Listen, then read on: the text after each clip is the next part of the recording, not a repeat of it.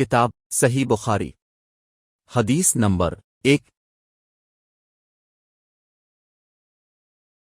ہم کو حمیدی نے یہ حدیث بیان کی، انہوں نے کہا کہ ہم کو سفیان نے یہ حدیث بیان کی، وہ کہتے ہیں ہم کو بن سعید انصاری نے یہ حدیث بیان کی، انہوں نے کہا کہ مجھے یہ حدیث محمد بن ابراہیم تیمی سے حاصل ہوئی،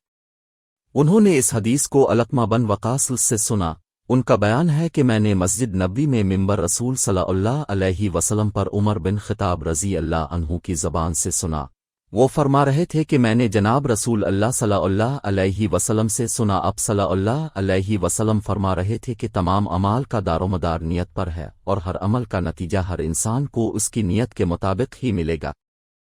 بس جس کی ہجرت ترک وطن دولت دنیا حاصل کرنے کے لیے ہو یا کسی عورت سے شادی کی غرض ہو، بس اس کی ہجرت انہی چیزوں کے لیے ہوگی جن کے حاصل کرنے کی نیت سے اس نے ہجرت کی ہے۔